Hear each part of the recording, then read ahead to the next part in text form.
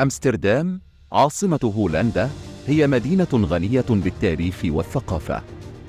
تأسست في القرن الثاني عشر كقرية صيد صغيرة على ضفاف نهر أمستل، ونمت لتصبح واحدة من أهم المدن التجارية والثقافية في العالم. تشتهر أمستردام بقنواتها الجميلة ومتاحفها الرائعة وأجوائها المتنوعة والمفعمة بالحياة. تأسست أمستردام في أواخر القرن الثاني عشر كقرية صيد صغيرة. في عام 1275 حصل سكانها على إعفاء من الرسوم الجمركية، مما ساعد في نموها كمدينة تجارية. في القرن السابع عشر المعروف بالعصر الذهبي الهولندي، أصبحت أمستردام واحدة من أغنى المدن في العالم بفضل التجارة البحرية.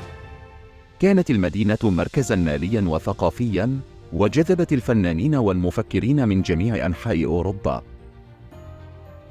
خلال القرن الثامن عشر والتاسع عشر شهدت أمستردام تراجعاً اقتصادياً بسبب الحروب والنزاعات، ومع ذلك استعادت المدينة عافيتها خلال الثورة الصناعية بفضل بناء قناة بحر الشمال التي ربطت ميناء أمستردام بالبحر.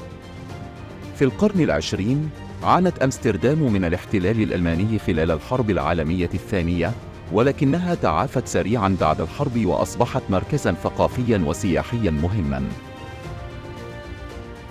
الأماكن السياحية في أمستردام: متحف ريكس يضم مجموعة كبيرة من الأعمال الفنية الهولندية والعالمية، بما في ذلك لوحات رامبرانت وفيرمير.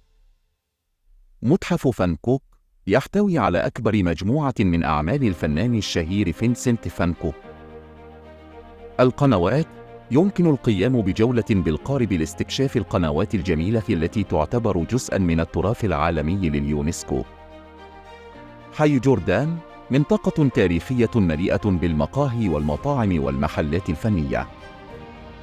فوندلبرغ أكبر حديقة في أمستردام، مكان مثالي للنزهات والاسترخاء. المأكولات في أمستردام: ستروبوافل، نوع من الوافل المحشو بالشراب الكراميل. بيتر بالين، كرات لحم مقلية تقدم مع الخردل. هارينج، سمك الرنجة الخام يقدم مع البصل والمخللات. بانكوكين، فطائر هولندية تقدم مع مجموعة متنوعة من الإضافات مثل الفواكه أو الجبن. جبن كودا، أحد أشهر أنواع الجبن الهولندي. أمستردام هي مدينة تجمع بين التاريخ العريق والحياة العصرية. من قنواتها الساحرة إلى متاحفها الرائعة ومأكولاتها الشهية، تقدم أمستردام تجربة فريدة للزوار. سواء كنت مهتماً بالتاريخ أو الفن أو مجرد الاستمتاع بجولة بالقارب، فإن أمستردام لديها ما يرضي الجميع.